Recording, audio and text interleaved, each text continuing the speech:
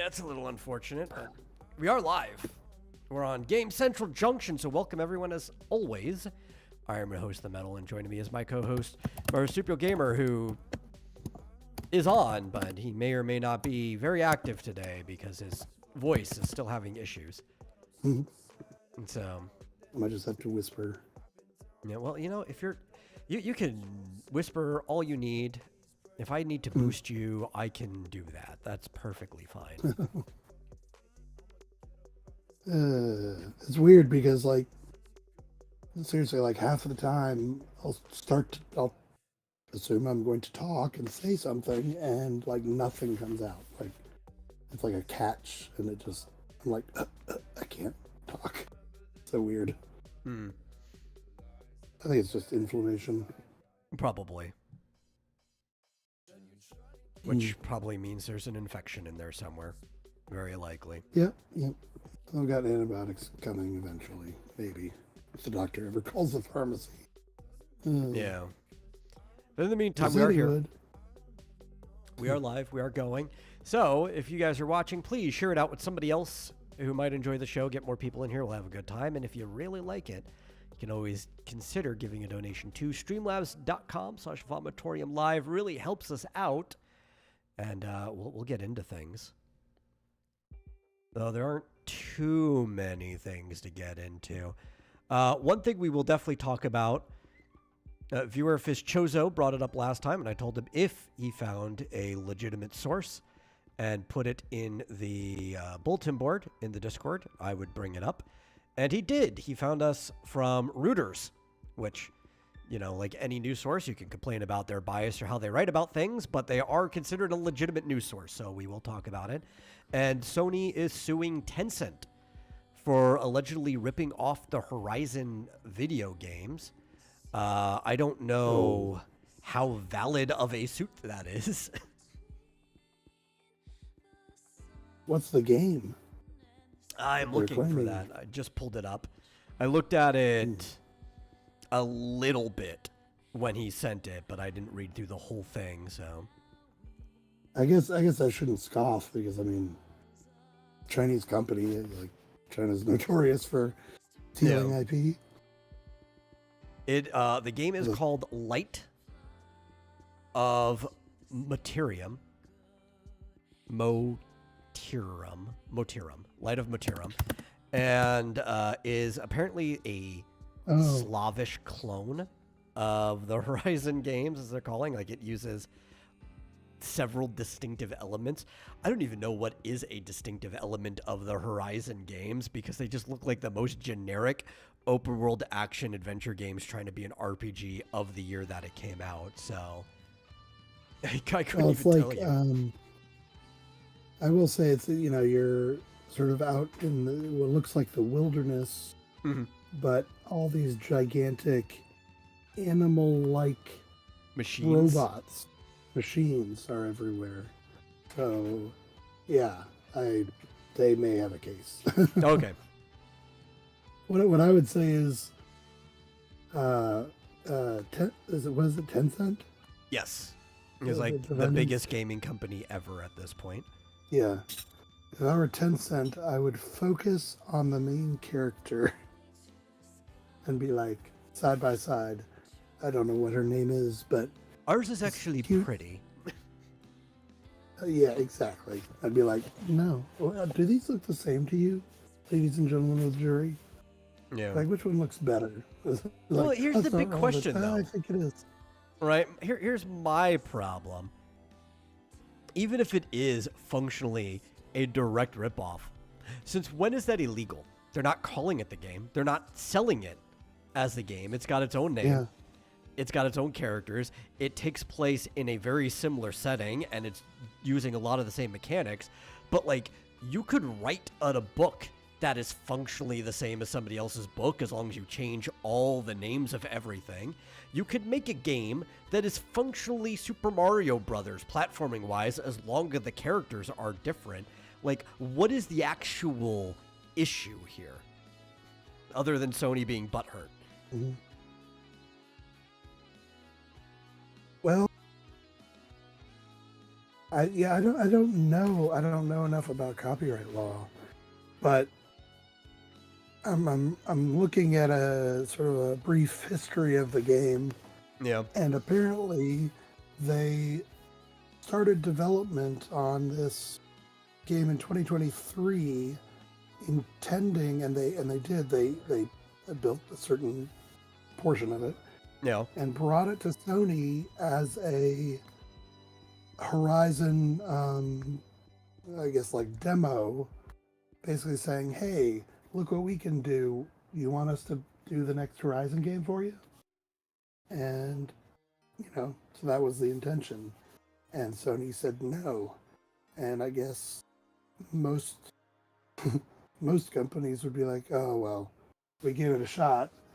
I guess we better scrap this and do something else." They're like, "Oh well, we gave it a shot. Let's keep building this game. This is an awesome game. Yeah, Let's just do rebrand this and it. yeah, just change the names It's a, to protect the innocent." Sony has no right in that regard either, because it's like the entire reason the PlayStation exists. Yeah. Well, and I remember, a while back when I was kind of starting to get into indie game development. Yeah. It was like, well, I mean, it was kind of a mantra especially for indie game developers. Like, if you can't really think of anything, or you do something like this where you approach a studio and show them a demo and you get turned down, it's like just keep building the game you want to build and just change all the names. Yeah. Yeah. Just Problem do it yourself. solved. Apparently, changing all the names isn't good enough. I don't know what. Yeah, I feel I like don't know if this if there was some seems like unfair. really weird mechanic that somehow Sony had like patent or something, then they'd have a suit. But the fact that like it's a near identical setting, but they went and they changed all the key components, like the names of things and stuff like that. Like you really just don't have ground unless I don't know where it is. Actually, let me see if I can find where this suit is, because depending on the country that they're suing him in, it might be different.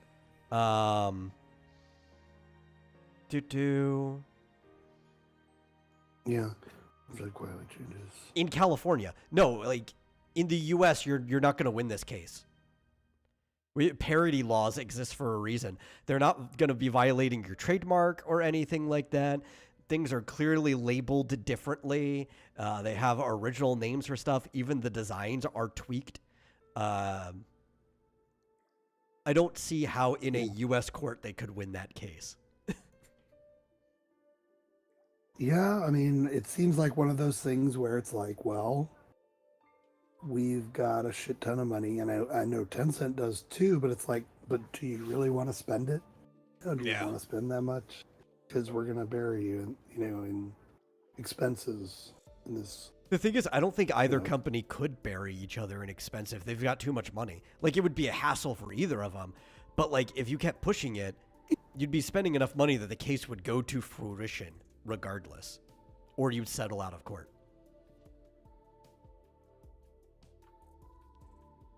Yeah, well, and apparently, sorry, Sony caught wind of the fact that they were continuing to develop this game, and they approached the company with, with an idea about settlement. Yeah. Basically saying, I mean, I don't know how friendly that call was, but essentially it was like, you guys, it's probably like, we're gonna sue you, but we'll, we won't sue you if you do X, if you give us this much money or whatever, or something. I don't know. It's a weird way, the way I'm reading this, it's a weird way to say it. Sony claims it approached Tencent informally to resolve the copyright dispute once it became aware of the game. So Yeah. it's like, resolve the dispute that you're inventing, like that you haven't even sued us for yet. Mm-hmm. Like, resolve what? We're good. I'd be like, no, we're good. It's one of those things, like, if this was, I don't know, near 100 years ago, right? Let's say closer to like 70 years ago. And it was like the time where 60 to 70 years ago when like DC was suing everybody, right? Like maybe you'd have an option in the US court back then before a lot of these things were resolved and established. It's just like our laws for how exact things need to be in likeness. 70 is pretty near to 100. Okay. Mr. Gentlebread, I'll have you know, you're more than halfway there by the time you're at 70. But yeah, how exact things need to be for likeness, how it has to actually, for trademark specifically, how it has to interfere with your ability to sell your product. We're too far developed for you to get away. If they did enough to just like change the names of things, the main character obviously looks very, very different. Like it's hard to win those suits these days. Yeah, I don't know. I think it's a crapshoot. I have no idea that. I mean, it seems like it's such a gray area. It's like, okay, you built a game. It kind of looks like ours. Like, yeah, obviously it's a rip-off or homage or whatever you want to call it. Yeah. But all the names are different. Presumably the story's different. It's almost like, can you copyright the idea of robot animals in a open world? Where's the violation? I don't know. Or is it just what do they call it? It's similar to like, Apple sued Google for Android having like the same phone dialing button, right? Because it was green or whatever it was. Yeah. It looked exactly like Apple's, but it's just like, how many ways can you make a button that, brings up the phone? Yeah, and I would just set like a really, really bad precedent, because obviously there'd be a limit to how far back people could do that retroactively. But in the modern AAA industry, most games, when a trend comes up, are functionally the same as the game that started the trend in a near identical setting, where it's like all the names are just new, right? Like half of the Battle Royale games are functionally the same. Most Souls games, or that aren't from FromSoft, that people make, are functionally the same game. They even put it in a Dark Souls-esque setting where things are near identical, but they change the names of everything. Like, you'd open up a really bad can of worms with that. Seems like it to me. Unless there's more to it that we don't know about, as far as Yeah, if there's more than what's in this article, because from what I'm reading, that's not what it seems like. Yeah. Because otherwise, I mean, frankly, Nintendo could sue Hoyo for Genshin Impact, right?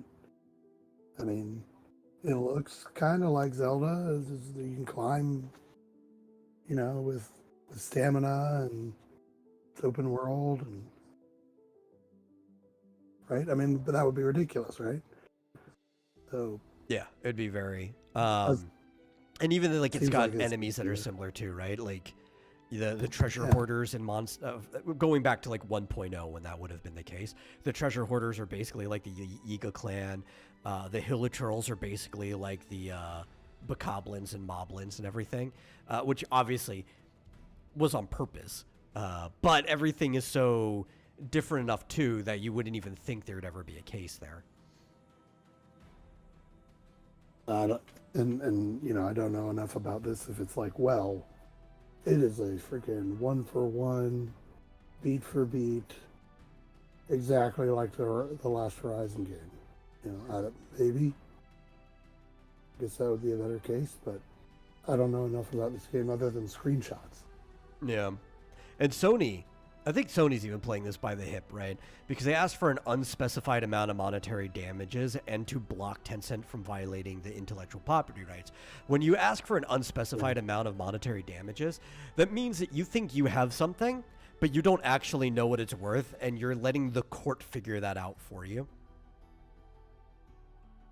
Yeah, or maybe you'll calculate that later. But yeah, I guess you're right. You'll let the court calculate it for you. Yeah, and then the judge will ultimately lay down whatever the monetary value is. Yeah. Yeah, I mean, I guess if you, I will say it looks so similar that I don't know. Maybe they do have a case.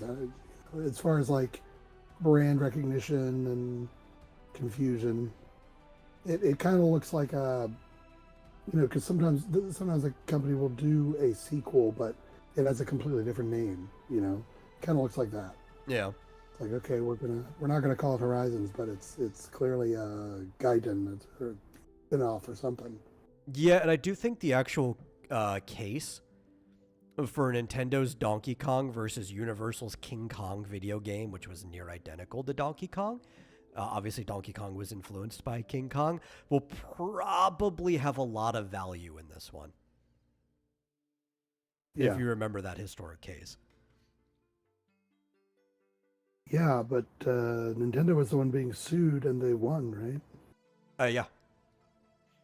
So, yeah, that would not bode well for Sony. I guess we'll see. Yeah. It does look great, actually. I bet it's better. I bet it's better than it probably is better, realistically speaking. I mean, just look at the protagonist. Holy cow. It looks great. Well, also anybody else making a game like that would probably do better than the team that actually worked on Horizon, because a lot of them are sniffing their own farts. Yeah, or I don't know if they're a significant number of the original team that maybe even aren't with the company anymore. Yeah. I could probably think of a few AAA studios that could do the same or worse, because they also are mostly sniffing their own farts, but if you hand it to any half-competent team, you'd probably come up with a better game. Yeah. Well, yep. I'll have to look at some gameplay later and see how close it is, but also see how good it is. Yeah. That might be the bigger problem that Sony's scared of, is that the game is better and might outcompete them, so they want to crush it here. Yeah. Of course, I'm not one to glaze a Chinese game. I don't know. Depends. Torn, I guess. Depends on the game.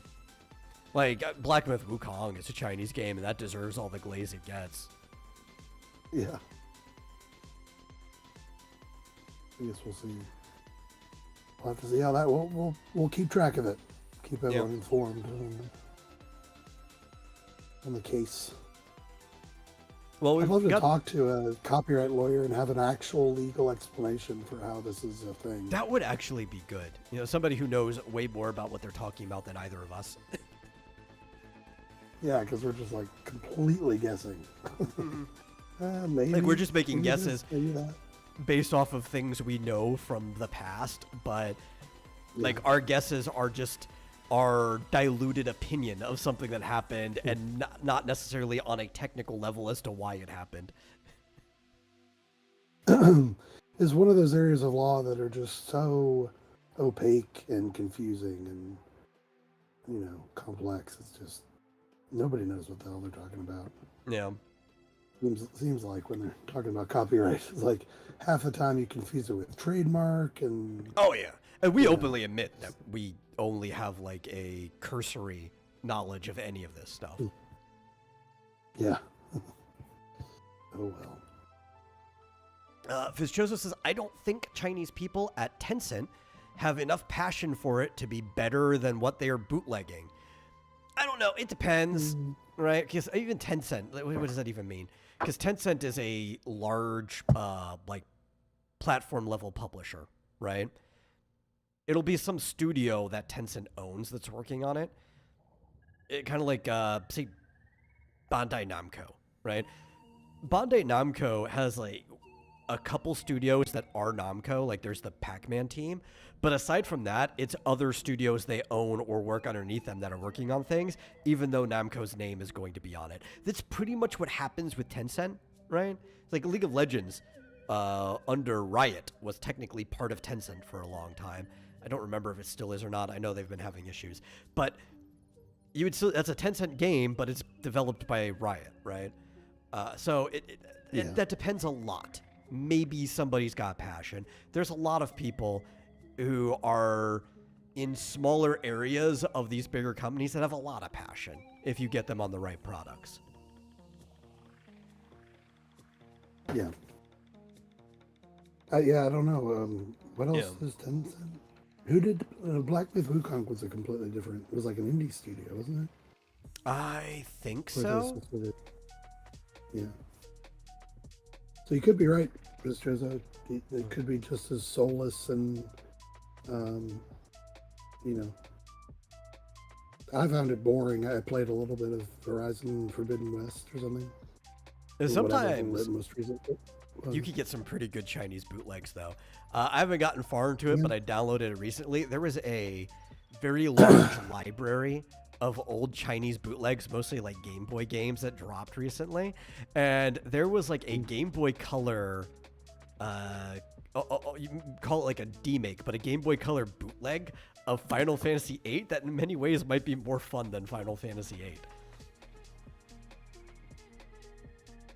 Yeah, I mean, that's not hard, in my opinion.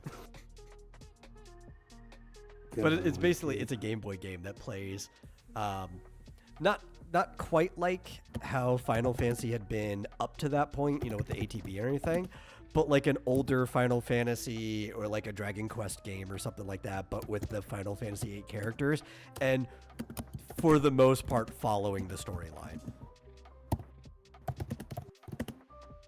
Yeah.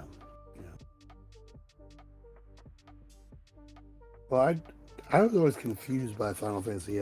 Obviously, we've talked about this ad nauseum, but even when it was first being advertised and stuff, I was like, wait, what's this dude in the leather jacket and like with a gun?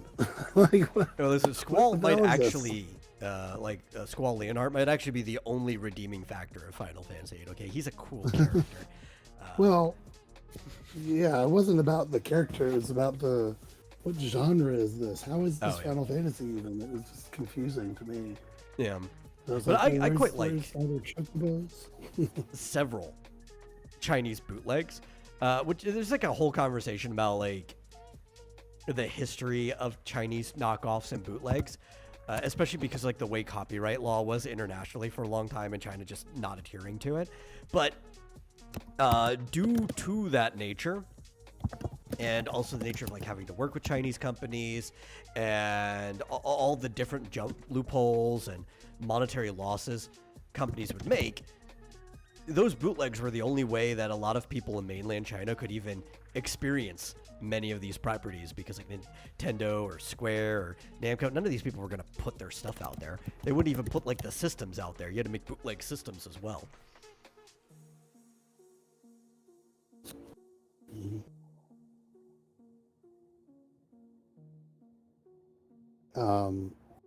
Give me just a minute. I'm sorry about this. I'm going to be just for a few minutes.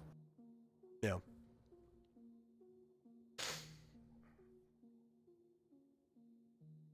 Let's see.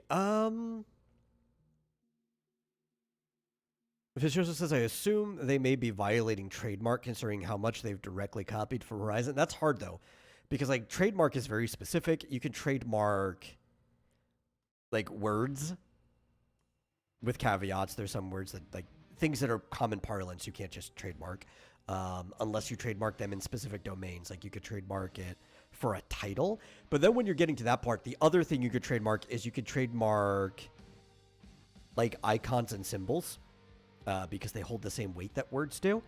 And like Again, I'm not a copyright or trademark lawyer, so I'm probably going to fumble on this stuff. It's one of the reasons why, like, when public domain characters come up, you can basically have even the imagery of the public domain character, but you might have to take off, like, certain icons and symbols of them that are still part of the trademarks that people own, because the copyright's over, but people are still renewing their trademarks. You can't put, like, their name in the title because the name is still trademarked, but you can use it in the content or the body, right? It gets really, really complicated, and it depends what they're claiming would be a violation if it was a trademark. But from what I'm reading, this isn't even a case over a trademark.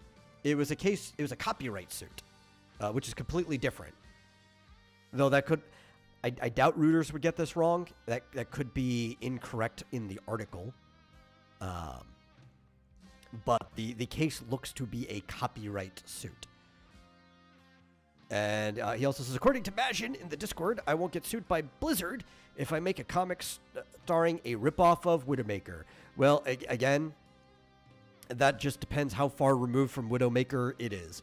If the person is functionally Widowmaker, but you change the name, certain aesthetics and stuff, then yeah, you could make a character that is functionally Widowmaker in a world that is functionally the same as the Overwatch world, where you just tweak things here and there. That is completely legal.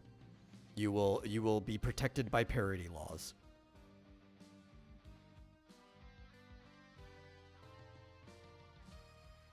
Of course, a lot of that comes down to, is it discernibly different, right? And that's going to be up to a judge.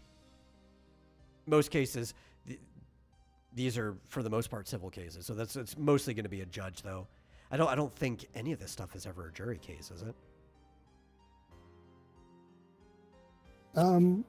That's a good question. I think sometimes they are. Sometimes, but then they have to really. I would think they would have to be really, I don't know, detailed in explaining. Yeah. I think what it would have to be by request. I don't think a jury's ever going to be assigned. Like, I think you'd probably have to request a jury, which is a right that you have. Yeah. Is it the defendant who would request the jury, I guess, or the? I actually don't know that. I would assume so. Yeah. Just because of the way rights tend to work, but I don't know. That's outside of my knowledge base. Yeah. I don't know. We need to get Andrew Esquire on the show to explain all this shit to us. That would be great. Yeah, I would love somebody to just explain this to me that knows what they're talking about. And I could be like, yes, and just take notes the whole time. Please give me a lecture. Yeah. I'll ask all the questions I need to ask. Yeah. I don't know.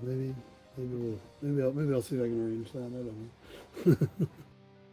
I don't know. I would not assume that that's going to happen, but no. If anything, it'd be easier if you just like pass the story on and have him cover it on his own show.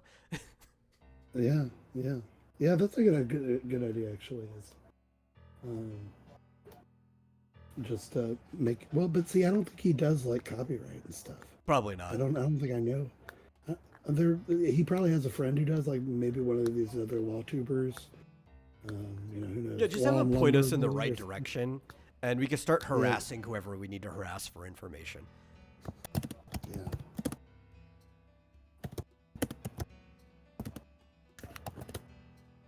Well. Sir Gentlebrand says, Majin also told me I should have a ripoff of Mercy called Gersey in my story. I'm not sure I believe that he told you that. I don't know. That sounds like something you would just make up on the spot. I'm going to need some verification there. Mm-hmm.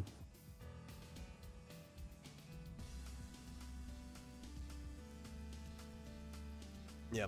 So we do have other things legal in the world to talk about going on, things that require, I'm going to assume, less knowledge about certain systems to be able to talk about. And that is the continuing problem with payment processors that's going on. If you notice recently, in certain parts of the world, you can no longer pay for Steam games with PayPal. And it is pretty much directly related to currencies in those countries. So it's basically, if you're in a country that doesn't use, I think, 5 or 6 listed currencies, you can no longer use PayPal. A lot of us won't notice that for the time being because like USD is one of the currencies that you can still pay with PayPal. CAD, the euro. I can't remember everything else that was on the list. I think maybe like the Aussie dollar was on there, but like some of these like bigger currencies.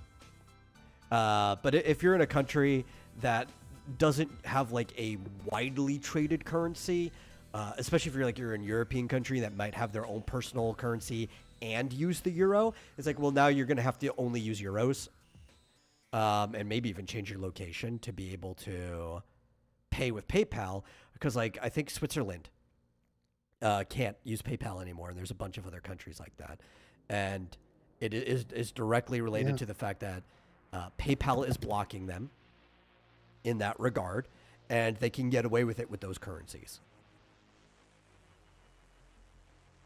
Like, yeah, that's so weird. Like, why those particular? It's because Yeah. those nations have less regulations protecting them, so PayPal can get away with it there. But like, what's their end goal? They're just like, if I was like, yeah, we don't like video games, we don't like Steam. No, obviously it's about controlling culture, right? PayPal's been a compromised company for like a decade now, right? I remember back in like the late Gamergate days where there were some people who were getting banned from PayPal just for being associated with it. Then we even see things around like the earlier Comicsgate and a bunch of the other stuff happening around the Me Too era and stuff, where like when Patreon started blocking people from using their system, specific people like Carl Benjamin and stuff, and a lot of people were going over Subscribestar because Subscribestar wasn't blocking anyone from using their platform. PayPal decided that you could not receive or pay money on Subscribestar through them. You had to basically do wire transfer from an actual bank account. Mm-hmm. So this is something that we've been dealing with PayPal specifically for quite a while. Yeah. But like, what does that do with Steam? Is it just they think they're moral arbiters? But what did Steam do wrong? I want to know. Well, so remember the whole MasterCard thing with Steam recently, where they were like starting to delist some games? Well, there was some recent pushback from Gabe, and I think that PayPal's attack that happened, it was either today or yesterday, was in response to Gabe's pushback to MasterCard, in which they are also pushing back to PayPal as well, because they are looking for alternative ways to allow people in those areas to pay that isn't just like MasterCard or Visa and stuff, because they want you to be able to buy whatever game you want to buy. They don't want to have to delist them. We see that Itch is also doing the same thing, where they're trying to come up with alternative payment services. Yeah. Well, I'm unfortunately intimately familiar with that process. Yeah. Of getting screwed by a payment processor and having to scramble to find a new one. And the really bad thing is, at least from my experience, and around here, being in the U.S., it's like, and being a very, very small company, they're all in bed together. They're all working together. I'll get the names of 5 or 6 different supposed payment processors who are like, yeah, we can approve you in a day, we're cheaper, we're this, we're that, the other. And it turns out all of them, like every single one of them, of a group of 5 or so, are just resellers of the same exact. Oh yeah. And these bigger ones will end up like buying the lower level ones too, or everything. It's like, I remember somebody was telling me, yeah, I don't want to deal with PayPal. Can you do Venmo? I'm like, Venmo's owned by PayPal, right? Yeah, that's true. Yeah. But like ones you've never heard of, I guess I won't bring up the names, but like, at least processors I'd never heard of, are apparently like huge, and they have 500,000 like resellers, right? I mean, this is like an army of free marketing people who essentially they sign you up, and they presumably they're like affiliates. They get some sort of percentage when they sign you up for this one, shadowy processor. And more recently, I applied through this seemingly independent company, and I was like, so yeah, we had this really bad experience with this one company, and they're like, oh, well we just resell them. And I'm like, oh, okay, thanks for telling me, bye. And this is like, I could call 5 more, and they would all just be resellers for this one gigantic processor. So there's some good news. It's not, anyway. If you want to hear some good news. So recently, it was the chairman of the FDIC has said that in response to Trump signing his executive orders and stuff that are supposed to be helping out where payment processors aren't legally allowed to discriminate based on like political, religious views or anything like that. The chairman of the FDIC said that he was going to be putting in place certain rules and regulations that I'm trying to remember exactly how it was worded because I don't have it in front of me. But it was basically to where was it like saving face? Was reputation? The companies could not deny service or make certain claims on the regard that it was going to damage the payment processor's reputation, which is part of what they've been doing right now, and that they would actually lose their safety nets and FDIC backing if they started doing stuff like that. Yeah, and I was unclear on what the executive order covered and what it didn't, because it seemed at the outset to be only about banks. Like, it was just the consumer side, right? Like, you have the right to have a bank account, right? And I ended up, so people were talking about payment processors today with PayPal and all this, and people were saying, hey, I thought this was against the law now or whatever. But I had heard that it only covered bank accounts. So I was like, you know what? I'm going to read this damn thing from cover to top to bottom. It's not very long. And there is like literally one line where he mentions one time payment processors.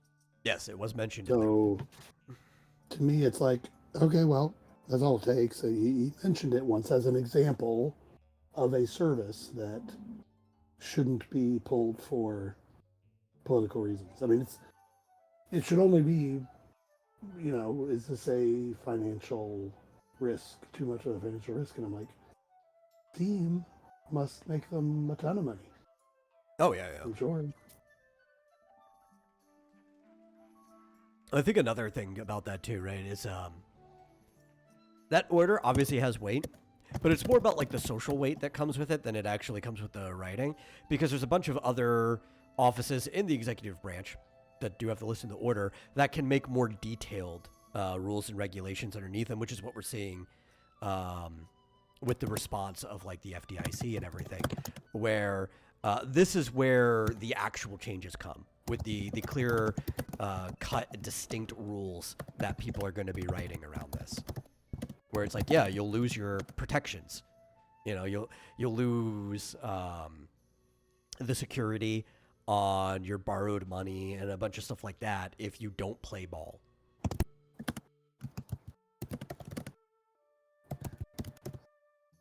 Yeah. I tell you, it's frightening to know that, like, you could just be running a legitimate business that's, paying people salaries and all this stuff, and then it's just like, they can just rip it out for money. A private company decides you just don't get to run a business anymore. Yeah, and Um, there are, I guess, I mean, there are alternatives. There's Yeah. obviously alternatives to PayPal and Stripe and Square to The most problem is they're well just as known, bad but though, right? Like the Stripe, when I was yeah, saying like a private company could decide you don't have a business anymore, the Stripe was the one that was in my head because that is a non-traded private company. yeah. Um, but yeah, so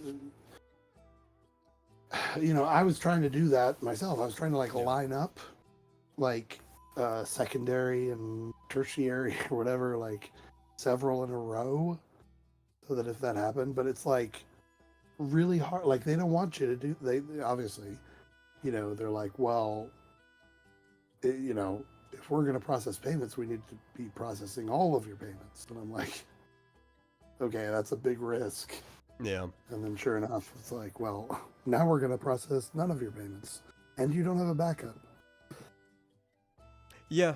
And it's like Whole industry is a trap. as long as you don't need things to be immediate, which is the problem because a lot of businesses need immediate transfers, there is always the backup of technically anything can do a bank wire transfer because there are tons of smaller banks in most countries and or bank alternatives like credit unions that can do wire transfers. The problem is they're not quick. Right, they're not quick like these payment processors are. You can't. Sometimes you have to have like 24 to 48 hour holdovers when it comes to those wire transfers. There's a big problem that like Subscribestar has to deal with. It's like basically everything that works for Subscribestar now is just a wire transfer. Really, just to make a payment to it? Yeah. And so like How does the that payment work? is basically frozen for a day. You know. Yeah. So you like make a payment to a third party, and they like collect a whole bunch. Well, it's and like then it's do a like wire writing transfer? a check more than anything, right? Like you put in your accounting and routing number, you put it in, and it's like a digital check that goes through, and then eventually the check passes from your bank. Oh, that's an e-check. Yeah, it's an e-check more or less. Yeah. But it's using more of like the traditional wiring system. Like I'm sure it probably qualifies as an e-check, but you basically you set up your bank that way by putting in your accounting and routing number the same way you would get like a direct deposit, so it can work both ways. Mm-hmm. Yeah, that's going. Yeah. That's I'm going to get into the weeds, but that's using the ACH system. Yeah, which is different from the wire system, which is different from the credit card system. But it's basically it has a lot of the same right. time restrictions though. Like it could be on hold for a day or two before it actually goes through.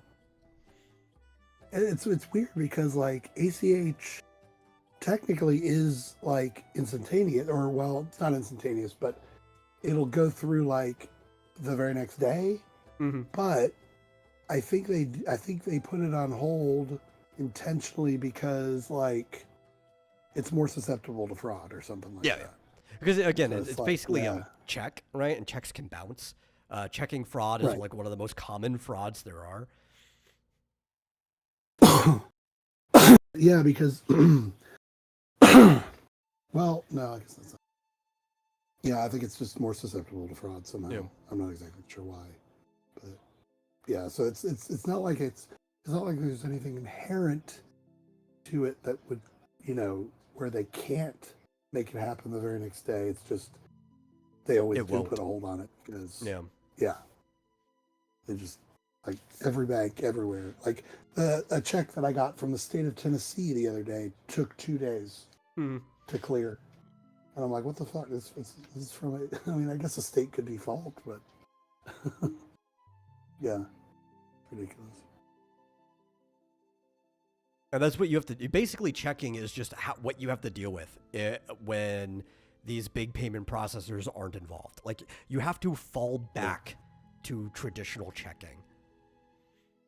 Yeah. And, I had this idea of like, why hasn't anyone thought to make a system that like takes money, but see, it's you still have to join, like, I guess it's like the SWIFT system. Is that what it's called for credit cards? or maybe that's Uh, I don't know. Maybe it's different. But like, I was thinking there should be a way to take money, through the internet magically, convert it into like cryptocurrency, and then on the other end, convert it back to money or something. I don't know. I was just trying to come up with some way to bypass, but that wouldn't necessarily bypass because how do you take money from, a customer yeah. without having a payment processor? You just have to. No, there's any other way. Unless you do it Is it physical, like we're gonna have to. You remember how like they started putting those Bitcoin ATMs in cities, Yeah. right? Which is functionally, as you call it, like an ATM. It's more like a Bitcoin vending machine than anything. But like you're basically just gonna have to put physical money processors that can give you digital money. Like that's it. To bypass the payment processing services by having like physical machines places. Yeah, I mean, It's I mean, like, what else do you do? yeah, I mean, even when I was, fiddling around with crypto, it was like, well, but I had to buy it somehow. Yeah. And in order to buy it, unless you are literally just handing over bills and then giving the person your wallet ID and then they transfer it to you and then you hand them physical money, you have to go through a payment processor. Sorry. Yeah, We that's got why you like everywhere. something like those ATMs would bypass it because like you're putting the money into Yeah. a physical machine somebody will collect later. Yeah. I mean, what do? You get like a QR code that the machine scans to send you your Bitcoin or whatever? Yeah, or, some of them I think they had like because you could use your phone, right, as like a physical wallet. Some of them would Yeah, actually have like the phone adapters in them, and you just like plug your phone in. yeah. That's weird. Yeah, now you can Plug just your do like phone in. NFC, I think, for that. You wouldn't need to plug them in or anything, but whatever. You wouldn't. I mean, like I said, you could just scan a QR code and it would just be like, all you really got to do is trade the GUID that corresponds to your wallet. Because I mean, crypto isn't actually on your device; it's on the ledger. Yeah, I don't know. We don't get into that, but anyway, No, we've talked about that before. This was like specifically with the Bitcoin one and how it was handled. Yeah, I think they're the only ones that ever made an ATM. So like obviously if you that's we're also dealing with different services, it would be way easier to deal with in general. yeah. Remember with Bitcoin, many people did have just like physical hard drive wallets. Yeah, I mean, you can, and I used to have, thumb drives, but all it's really, so that you'd have like an offline Yeah. wallet. I don't remember. Basically, it would store your encryption keys, basically. Mm-hmm. So nobody could hack in, somehow hack your password to get into your account. Um, so yeah, it's like you don't have little bitcoins in your thumb drive. You just have your encryption keys. Didn't it also have essentially, is like what it is. a backup of the ledger though? Yes, every Yeah. which is weird, but every wallet with Bitcoin, at least last I checked, every wallet does have a backup of the entire ledger going back Yeah. till the beginning. No, I think that's part of It's like crazy. why their ATMs had like USB attachments and stuff like that for it. I guess Yeah. it's weird. But yeah, that was crazy. I wonder if they've fixed that somehow. But yeah, I remember when I first started mess with Bitcoin, it was like, okay, it's gonna take like a week to download the entire ledger going back whatever it was, 20 years Yeah. or whatever, or 10. I guess it was only like 10 years. So you can't do anything until you get the entire copy of the ledger off the internet. Yeah, most That's other crazy. tokens and coins and stuff just don't have that issue. Yeah. Yeah, I mean, and most of them these days, you can earn. You basically the way that you can earn more coins without buying them is to stake. rather than doing this proof of work mining thing, which I think is a much better system than basically having, these Raspberry Pis in my attic that would mine Bitcoins. Those were the days. That was like 10 years ago. I was just like, I'm going to stake this, and suddenly it starts earning interest. Easy. Anyway, back to games. Back to games. Also, I do want to update, because he did pop up in the chat. Imagine wants everybody to know from, I don't know what, it was 10 minutes ago or 20 minutes that we were talking about it, that he said none of the things that Fizchozo or Sir Gentlebread said he said. And I believe him. I'm choosing to believe him. This is a little bit of an update. If you're watching this afterwards, you can jump back 10 minutes to when I said whatever they said. But I'm going to declare that he's probably scot-free of their statements, despite Sir Gentlebread's claims that he's a liar. Yeah. Anyhow, what else do I have? See, this is a big problem, too, because, like, in general, all of these things are being made with the guise of protecting children. Every single time, right? Mm-hmm. That's what they're claiming. I have another one where a Democrat from California, Congressman Ro Khanna, I think is how you pronounce his name. I'm not sure. Yeah. Is saying that Roblox is not doing enough to protect kids. Now, I don't know reasonably what Roblox should be doing. Well, have you heard anything about this story? Because I know a little bit about it. Do you? Could you fill me in? Because all I have is a very brief synopsis, and this synopsis is probably not making it look as bad as what the actual information is. Well, apparently Roblox does have a big problem with predators, and they haven't been doing much about it. Yeah, I guess, but here's the catch. Some groups of adults have been, and I don't know exactly what they do, but they've been basically acting like they've been policing Roblox and exposing all these predators, like essentially like Dog the Bounty Hunter or something like that. Yeah. Well, there's a lot of I didn't know there was a group that was doing specifically in Roblox, but for a while there's been a trend of online predator catchers, right? Where it's like the show to catch a predator. Yeah. And the big news this past week, I think it was this past week, was that that Roblox came out with a statement saying, do not do this. Do not, be a vigilante. If you're caught, hunting down predators on our systems, we will ban you. And they did ban a bunch of people.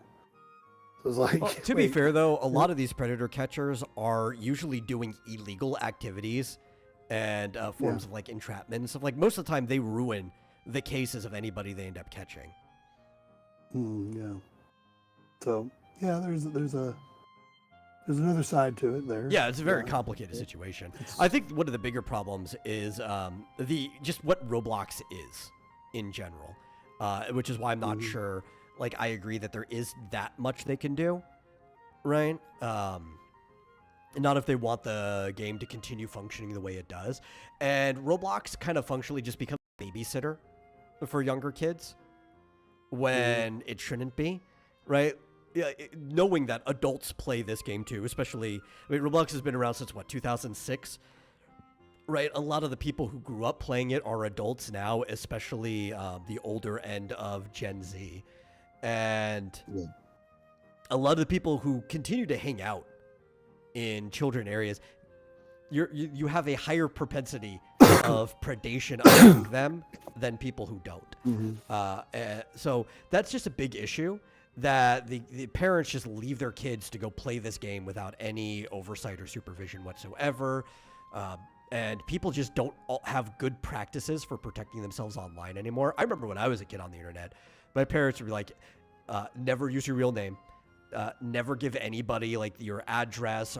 Don't actually get close to anybody. Like, obviously those rules can kind of go out the window a little bit once you're an adult, but definitely as a minor, like you should just not be doing anything that puts you close to anybody that you don't know in real life. Yeah.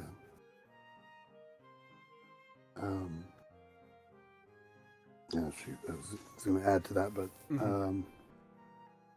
yeah. So I mean, I don't know. It's a complicated issue, but it seems like they sort of ham-fisted it and just had some bad PR this week, I think. Feels like, but yeah, I mean, you could have like obviously a reporting system for something like that would be the best. And maybe if Roblox isn't doing enough to handle it when people do report it, maybe the change needs to be that there's a way to report it directly to local legal authorities, you know? yeah, Like, hey, I need to report that this person is predating on children online, and I've got proof, I've got screenshots, logs, and everything. Send it to you. But when you do a lot of that, like to catch up, a lot of times you just make it to where the law can't do anything about it because you've gotten too much in the way. mm-hmm. Yeah, but I'm sure can be probably frustrating when you're like, wait, I reported like, I don't know, 50 people over the course of a year, and like nothing ever happened to them. It's like, well, yeah, that can be frustrating. Maybe there's something happening behind the scenes. I don't know. Yeah, and personally, if I'm going like my actual personal predilection towards things, I'm all for vigilante justice. But when we're dealing with the legal system, that often destroys cases. Yeah. Yeah, they could. Yeah. I don't know why. I mean, I don't know if they're just trying to get fame for, doing the. There's definitely a bit of narcissism and egoism involved in it for sure. Yeah. Yeah, or if they really care, but it's like, why would you do that? Like, just protect your own kids. It's like, yeah, I don't know. Seems like a weird thing for adults to do, but I mean, It also seems really weird that like every single person uses their real identity online now. Even young kids, the people who, if anyone should be anonymous online, it should be young kids. Yeah. Why can't we go back to the Club Penguin days, where Club Penguin would just censor out any time somebody tried to put like real information into the text box? Mm-hmm.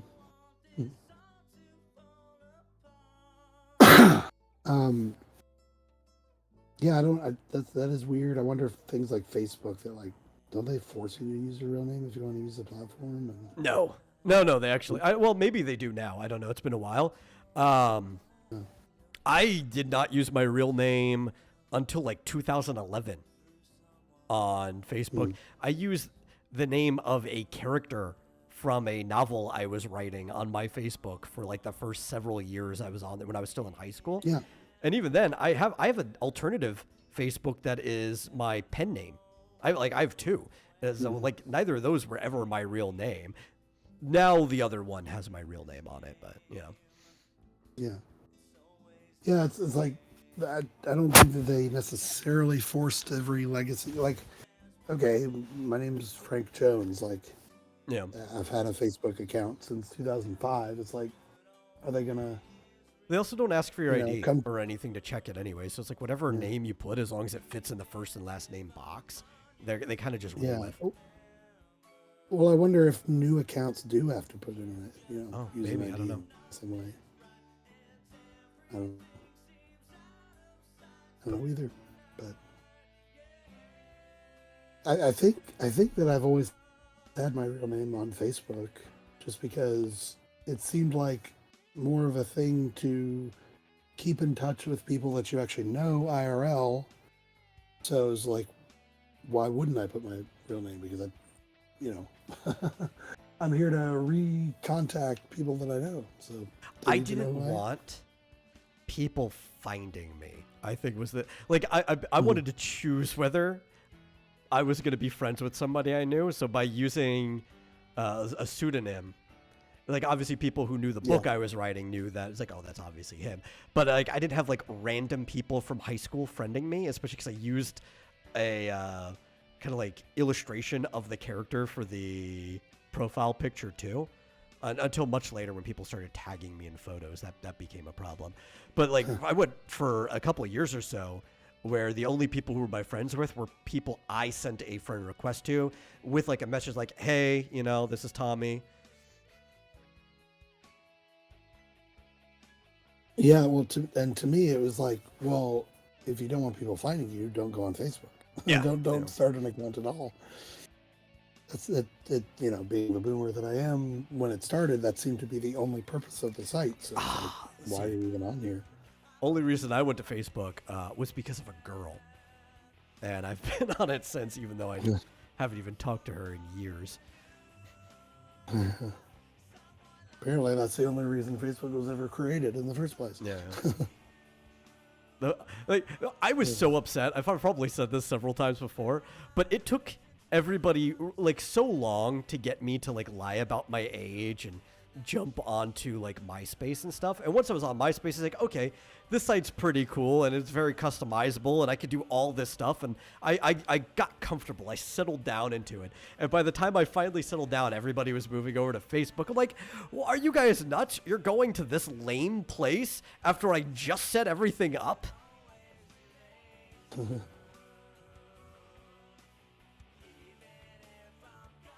Oh, it pissed me off so much. MySpace was way better than Facebook. I never had a MySpace account, ever. And it was probably that weird period of time where I missed a lot of stuff. I would like embed Newgrounds videos and stuff like that into my MySpace or YouTube music and stuff. Like that was one of the cool things. You went to somebody's page and a song just started playing immediately that somebody like embedded with HTML right into the page. And you kind of got, I guess, a MySpace page was like a declaration of that person's personality. You could, it's like walking to somebody's bedroom. You could tell a lot about them just by looking at their MySpace page.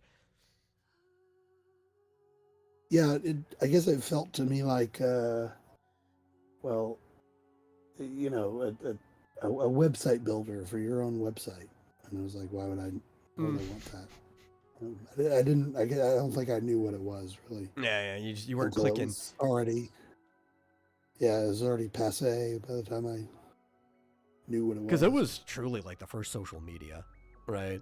Because there was a web chat and everything for it too, especially if you were like friends with someone. You do DMs and everything. I think well, this is also the reason why it took me forever to get on there. Like, people had to sell me on the idea of MySpace, and I was a hard sell. I was a forum guy before that, right? So I was just spending most of my time on forums. Specifically, I spent a lot of time on Hyrule.net, which was like one of the larger Zelda forums at the time. Or I'd be like in the DeviantArt forums or whatever. It's like I loved trolling forums back then. It's like, why would I want to be on a social media when I could go troll a forum? I didn't even have the name social media yet. It was just MySpace, right? That didn't come around till both Facebook and Twitter replaced it, and then people started using that term, I think, like 3 years in.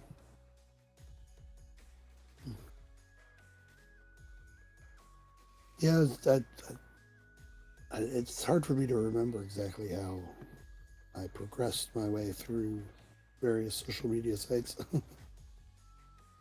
Yeah, like I was living through a dream or something, and then suddenly I was on Twitter and nothing else.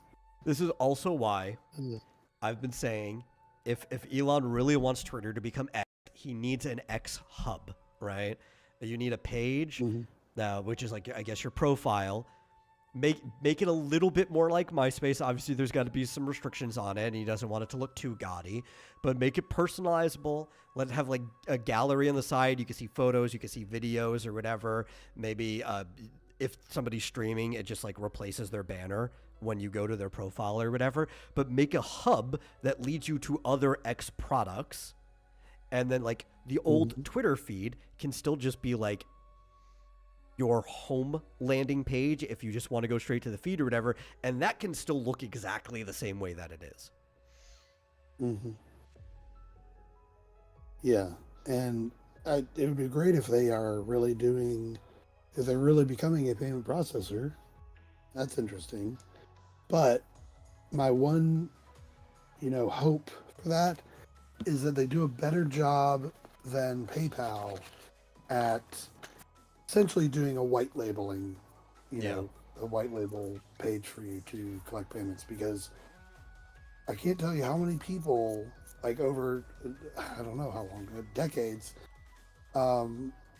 you send them a PayPal link to make a payment or to send you money or whatever, and they're like, I don't have a PayPal account. I'm like, just click on the link. It doesn't matter. You can pay with a credit card, Yeah. I've told people that all the time. Like, like, that's fine. It's just a payment page. You can pay with PayPal, but you can also pay with a credit card. So yeah. But PayPal's a weird processor, I have to say, because I've never been banned from PayPal, and I don't have any businesses that have ever been banned from PayPal. But I think it's because they are far and away the most risk averse. I guess ironically, because they would just turn down, when I was using it for a business, they would just turn down like 90% of the attempts to pay, even with credit cards. And I'm like, a person would say, I went in and I filled out the thing and it rejected it. And I'm like, well, are you overdrawn or whatever? Like, no, I don't know why. You know what's crazy?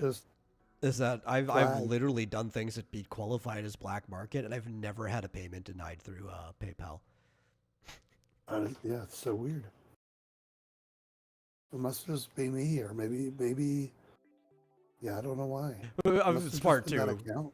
If it was something that was a little unscrupulous, I would always just tell them, like, yeah, when you fill out the comment section, just say that the service was a consultation. That's it.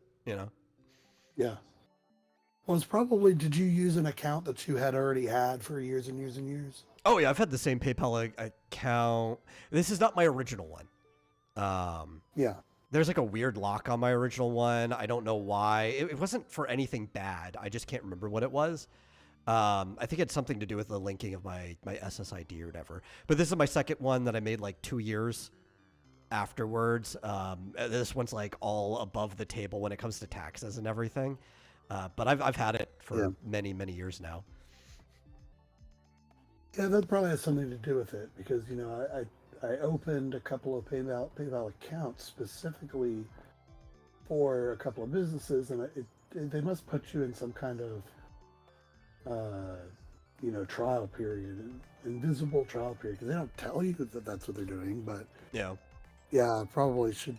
I do have an account that I've had for, I don't know, 20 years or whatever. It's the same account that gets paid if somebody donates to streamlabs.com/vomitoriumlive. Hey, good segue. Yeah. I would love an alternative, though. Like, unless I got banned for any reason, I would never stop having PayPal as an option. But if there was a strong alternative, like Elon, who was one of the people behind PayPal originally, did something with X to have a new payment processor, I would probably shift over to try to primarily use that, at least for anything on the internet. It would probably take a while culturally to convince people to, even if I had it on my phone, to fill out their information on like an X payment processing page. Though again, if I was doing something that was a little more underground, that might be more willing to do it, right? Like, oh, X, this seems like some unscrupulous service. Yeah. Yeah, I mean that's why what you need to be able to do is create a payment link where, like, maybe the X logo is in the corner, but like it has to look just like a Stripe payment link, where it's like totally branded for your company, not. Yeah, which PayPal kind of does that too, to a degree. Yeah, but then they've got PayPal all over the place. and here, pay with PayPal, like, and then people miss the pay with your credit card, button right below it. Yeah. And ironically, Elon Musk was one of the founders of PayPal. So they seem to have gone into self-promotion like crazy and locking out Steam mode. Oh well. Yep. Let's Ooh, see. there's a Lego Wally. Oh yeah, I saw that. There's a Lego Wally and Eve set. It's only $70. That's amazing. It must be really small. Like, That's far more than I'd like ever the pay for Nintendo that. one. Well, Lego's usually really expensive, so that's why I cheap don't buy for Lego. It seems like. Yeah. No, I like the looks of it, but I don't think I'm going to buy it. Doesn't quite speak to me. I wasn't a big fan of Wall-E. Just in general. Well, I mean, I I had like kids. the opening. Yeah, I know you had kids. Making I like the that. opening sequence with him and the like roach in the junkyard, and then everything after that, I was like, nah. Yeah. I probably would have been the same way, except that I was almost, forced to watch it like 100 times. It's not exaggeration. Because the kids wanted to watch it over and over and over. I feel like that's how I am with Finding Nemo specifically, because I was in school when Finding Nemo came out, and it was like one every teacher had. So if a teacher just didn't feel like teaching that day, and he was like, "Listen, I got to grade all of your projects, like for every class that I have." And we'll just spend like the next 2 to 3 days watching Finding Nemo, especially like a science class. It'd be like, okay, I want you to identify as many fish as you can while watching this, or whatever. But I probably saw Finding Nemo like 50 times in chunks, right? Like if you're watching in class, you don't even get to watch the whole thing at once. Yeah. There's a few movies We like never that. got to watch. Like, what?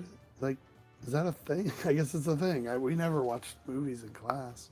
Well, see, by the Unless it time was I was educational. in middle school, that was about when it started for me. Because in elementary school, it was still like you had the AV carts and they had to be wheeled out to the room, right? Yeah. But I was in elementary school in the 90s and to the right onto the turn of the millennium. Like I finished elementary school in 2001. So everything after that into the aughts, you get to this point where teachers start having like TVs mounted in every single room. Or later projectors in every room that are like on the ceiling hooked up to their computer. So at first it's VHS. Like the mounted TV has a VCR underneath it. And then later, once I'm in like high school, maybe even junior high is when this started, like they could just put a DVD into their computer that's hooked up to the projector on the ceiling. So a lot of teachers, they would just get, instead of study hall, right? That's what a teacher would normally do when they had to like grade a lot of stuff. You're like, okay, this is just study hall for this period. Catch up with whatever you got to do, right? Or whatever. I don't want to give you an assignment because I don't want to tack up even more things I have to grade before I catch up. Instead, teachers would be like, yeah, I'm just going to put a movie on. Yes. These hardworking teachers. Yeah. Forrest Gump was another one. And Remember the Titans. Those 3 movies, Remember the Titans, Forrest Gump, and Finding Nemo, I've probably seen way more times than I ever want to in my life. Yeah. Well, apparently PETA doesn't like the fact that you can play as a cow in Mario Kart World. But Cow is like the coolest character. What? I know, that's the PETA. problem, I guess. Again. They always seem to latch on to like the most popular things and then just shit all over them. Like, Also, like, do you really think shouldn't they people are like going to respond to that positively? that the animal is a playable character and not just like a piece of meat? Yeah. They apparently don't like the fact that it has a nose ring. Because it's, Well, real respect his life cows choices. that, What if that cow Yeah, chose to really. have a nose ring? It got it pierced itself. No. Clearly, it's got a driver's license. They're taking away its agency. Yeah. They say the nose ring is a symbol of animal suffering. You know what's a symbol of animal suffering? PETA. Yeah. Seriously. There's like. You know what I PETA should understand stand why- for? Should stand for please euthanize the animals, because that's what they do with everything. Mm-hmm. I thought it was please eat tasty animals. Well, yeah, but they don't do that, right? So, like, I'm coming up with something that PETA actually does, and when they do get animals that they claim are suffering, the first thing they do is kill them. Yeah, yeah. Put them out of their imagined misery. I guess they're okay with just being a joke. I guess. Yeah. maybe I remember works for years those ago, now. which you can find a playthrough of this Flash game on my personal gaming channel, youtube.com/themetalgotgame. I think the old URL still works for it. I don't think you have to put the ad in, just because how old the channel is. But if you go there, you can find me doing a playthrough of Tanuki Skin 3D. I think it's or Tanuki Skin 2D. I can't remember the name of it. But they basically did a Super Mario Brothers 3, like, awful parody Flash game because of, I don't remember if it was like a re-release or it was like new Super Mario Brothers was adding the Tanuki outfit back to it or whatever. But I played and I had a laugh. For a while, it was one of my most viewed videos. It's not even close anymore, but it was for a while, and it was hilarious. Yeah. It was hilarious at how, like, tone deaf it was, because obviously I think PETA feels like what they're doing is satire most of the time, and that's why it's supposed to, like, be over the top, and a lot of times their visuals are almost reminiscent of Ren and Stimpy, right? But because of how ridiculous it is, nobody will ever take them seriously, and they miss the mark on satire. I think it's they just go way over. They used a like a pitching wedge to get onto the green when they only needed a 9-iron, Yeah. Yeah, I guess they're trying to be funny or whatever, but then you have to ask yourself, so wait, are they joking, or are they serious? And it doesn't sound like they're serious about their cause, or they just don't mind being the butt of the joke. butt of every joke. Yeah.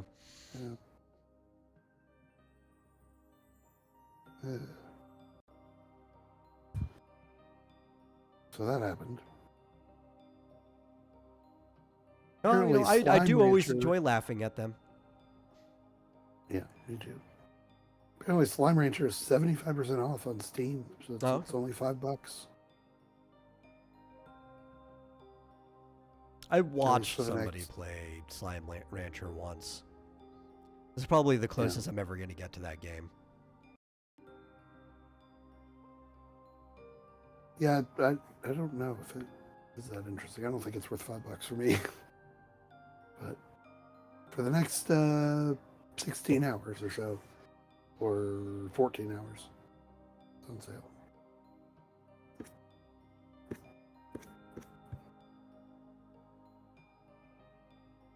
So what else is new?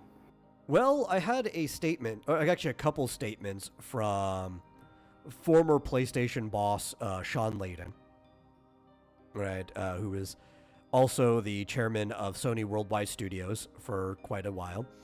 And both statements are very pessimistic about Sony competitors, but I don't think in a way to actually build up Sony. I think they're actually apt and statements.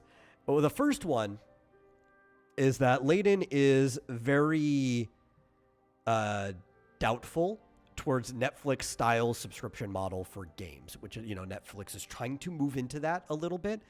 They haven't yet so far, I guess, except there are certain games like, what was it?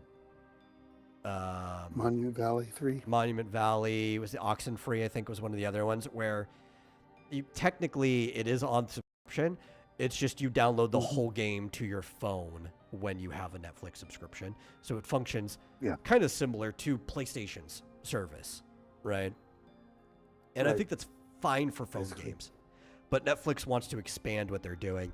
And he's just very skeptical that if you don't have a presence like a PlayStation when you have your own console and everything, that having those type of services are even viable. Because they're barely even viable for the consoles that have them. Yeah, it's I just don't even think about it, and then occasionally, it'll. I mean, it appears every time in Netflix, but like, I just scroll right by it every time, and it's just like, I don't know. It's like it's almost like it doesn't exist. It's just a weird thing that I don't know if anyone will ever get used to. Yeah. The idea of playing games on Netflix. Very weird. Yeah, like through your phone, right? Like that's the only way you can play it right now is through your phone. There are like certain games that maybe would work. Like if I still wouldn't recommend doing this, but like if the original Angry Birds or something was on there, like I told you before, I saw a kid playing Angry Birds with a Roku, right? So it's like. If you have games of that level that might be able to work on there, like the YouTube Game Studio, which has just like basically mini games that you can go and play. Yeah, and I guess they sell like controllers and stuff, right? Yeah. If you want to get I'm sure they do. A regular game controller. Yeah. But these feel more like things that like an Apple TV should be doing than Netflix.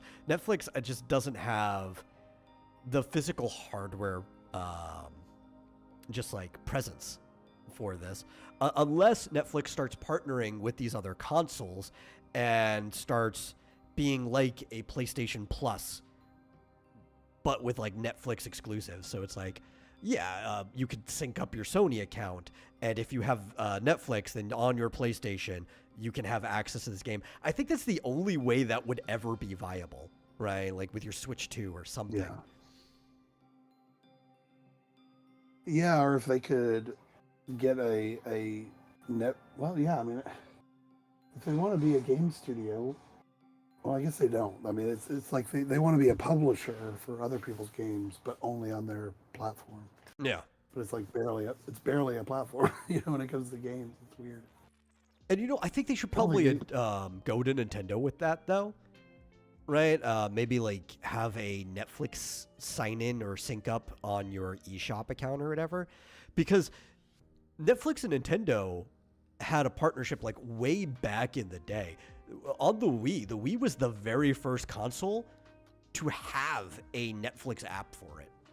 If you go back far enough. Yeah. Yeah. But the other one, I've thought about it, and I don't quite understand what the strategy is or what it could be. Like, I don't know if they know what they're really doing. Somebody's got to know. That's not to say the strategy's good, but there's got to be somebody who knows. Yeah. But the other comment, which I think is a little more fun to talk about, is a certain direction of the industry. And he was saying, as somebody who'd experienced with their competitors, that Xbox is looking like it's hitting a Sega-level crossroads where, as we've been saying for a while, they might just stop making consoles. Yeah. I don't know if they know what their strategy is either, because it's like, as soon as you're like, well, you can just play these games on your PC, then it's like, okay, so why do I need an Xbox? Yeah. And that's actually the exact reason why I was more interested in Microsoft and Xbox than Sony on average for like maybe the last decade, almost decade and a half, was because it's like, well, you're starting to move to the direction that I don't need to care about your console to care about the games that you're making. But at the same time, that does hurt their console.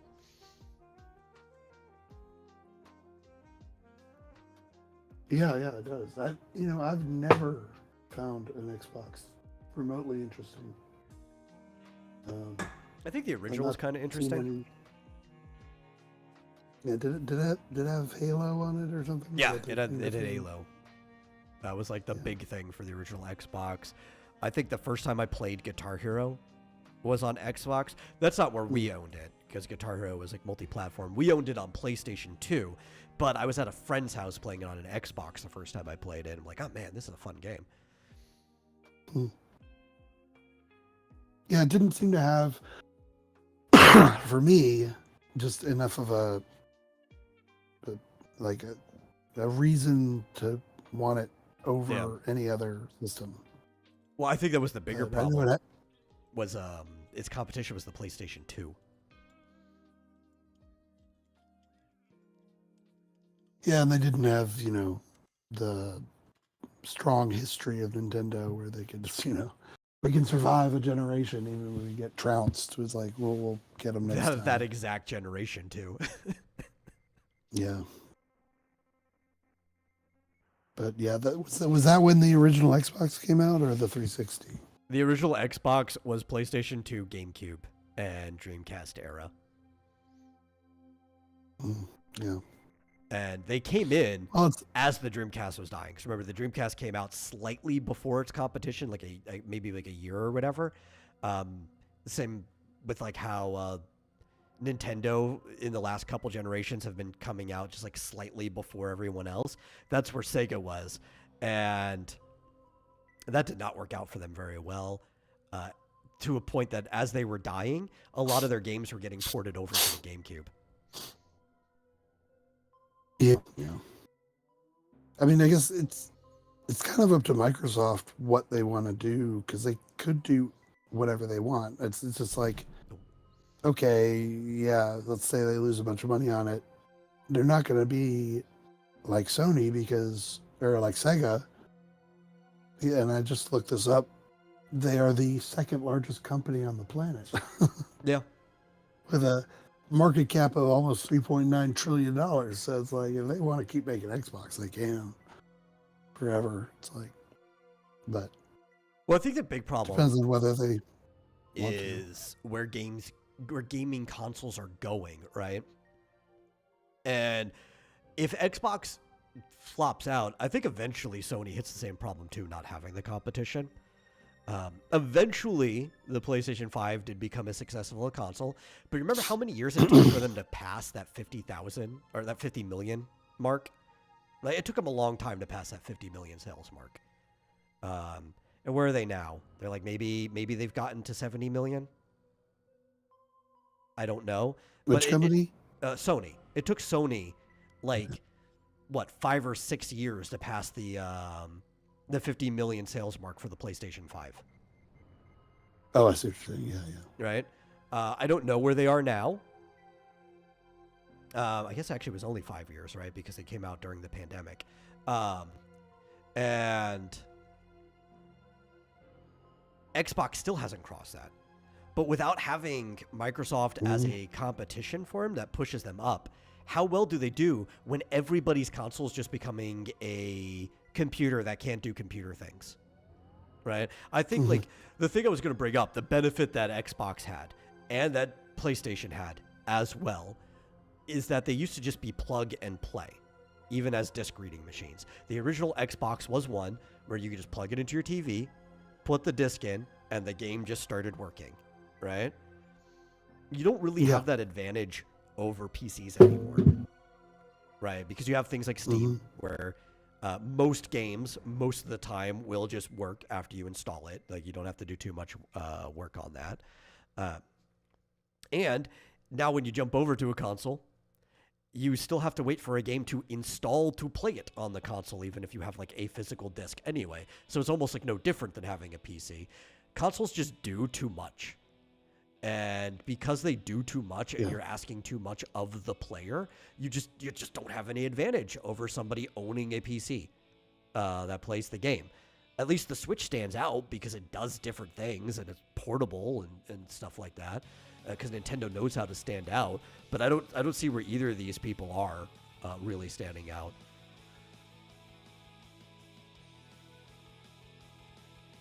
Yeah.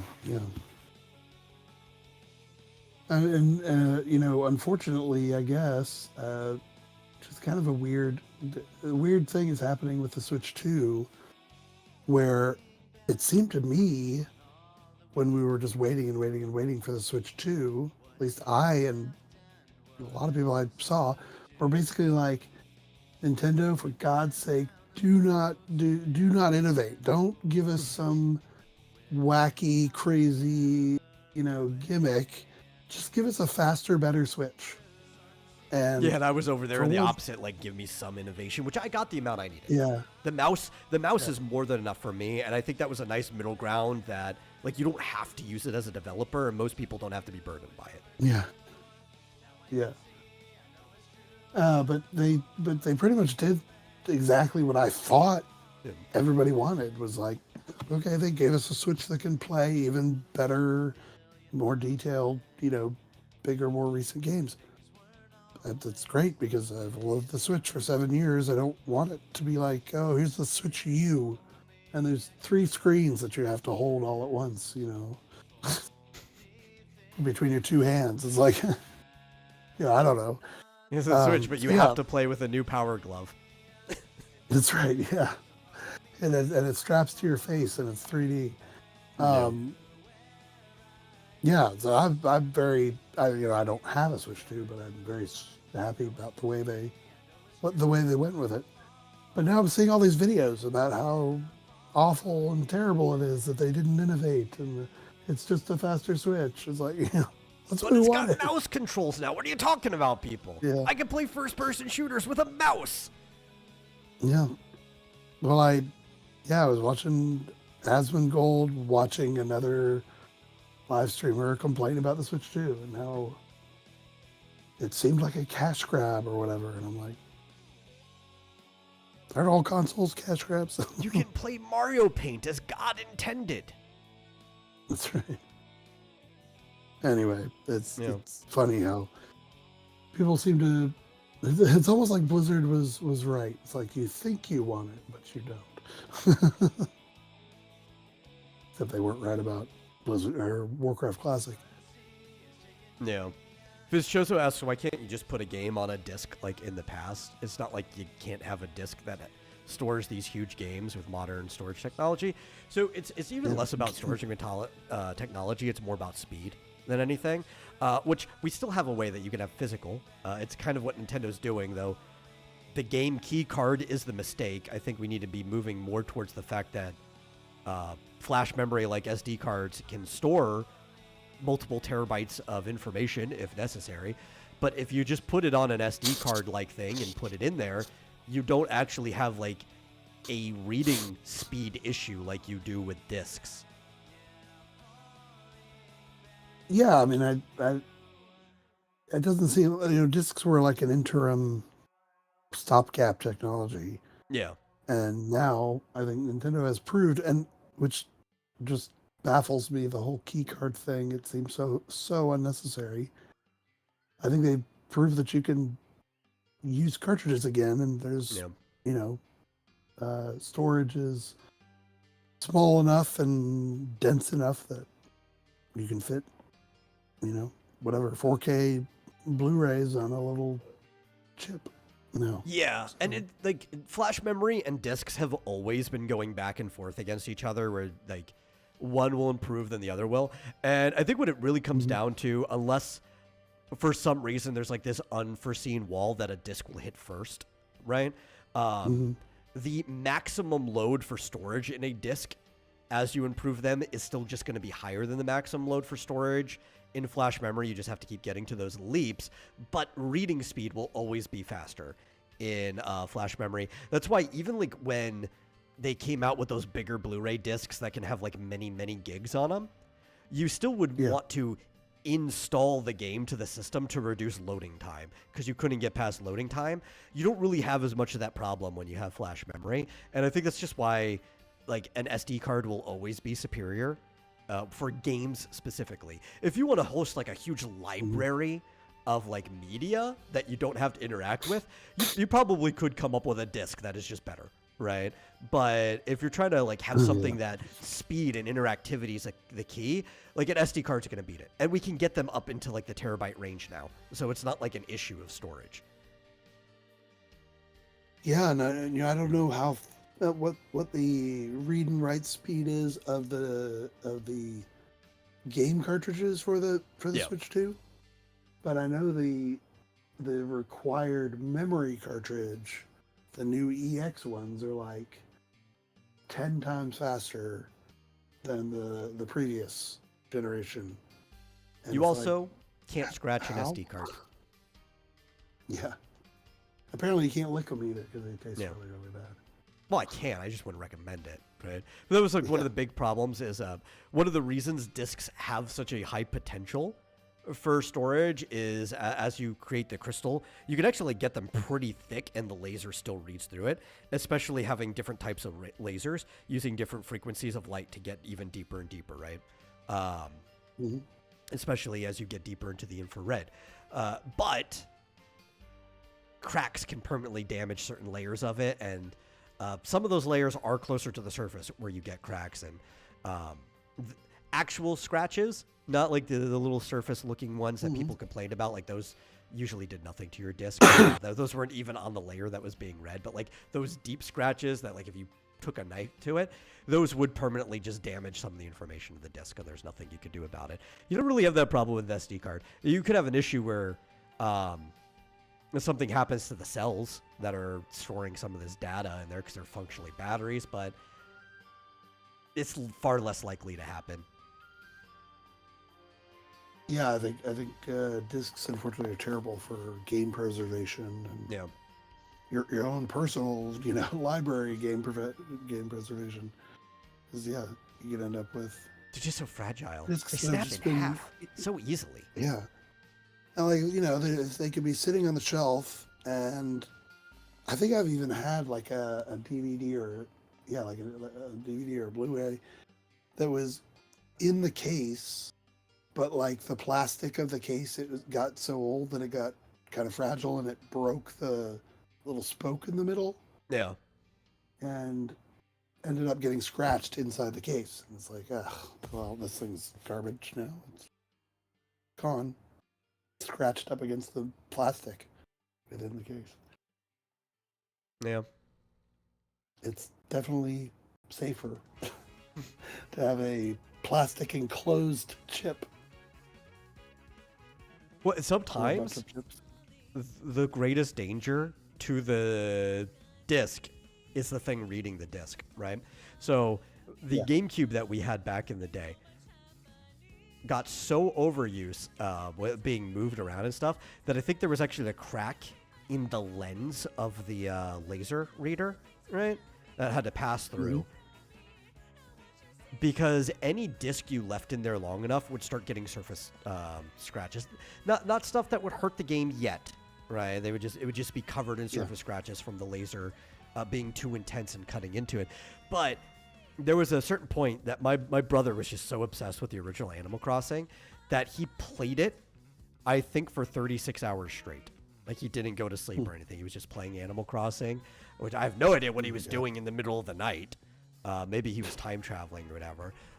But he just played for it straight, and the disc was unusable after that because he had just been sitting on that laser going through that cracked lens for so long that it started cutting actual past surface level scratches into it. Oh my god. Yeah. It's crazy. And it's like, if we want to continue using this GameCube, we need to replace that lens.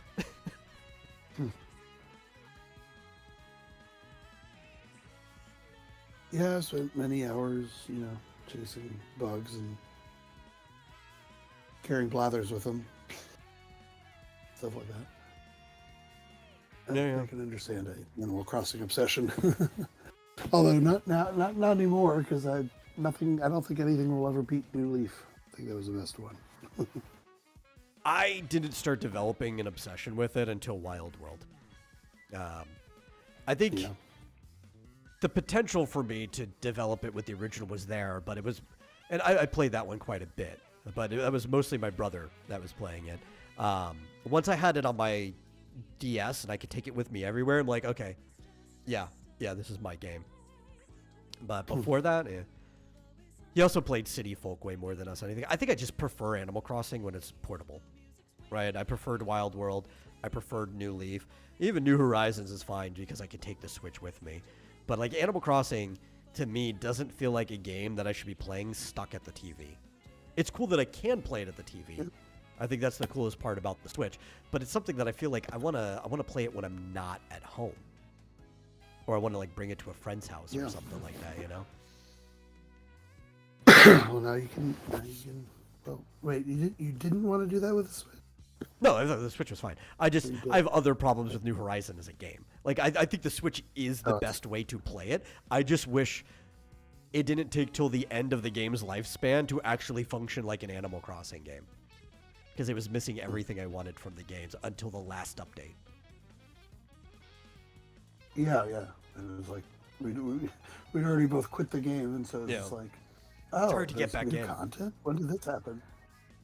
Yeah, and I'm like, man, I still gotta you can get like a coffee shop and stuff on that extra island, and Yeah. I haven't touched it since like January. You'll be all mad at me again next time I log in.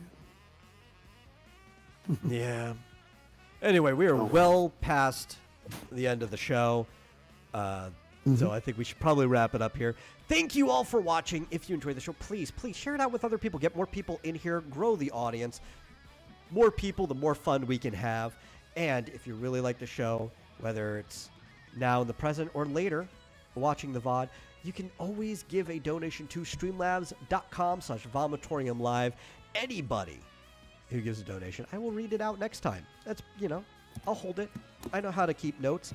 And we'll see you guys no later than Monday. Bye.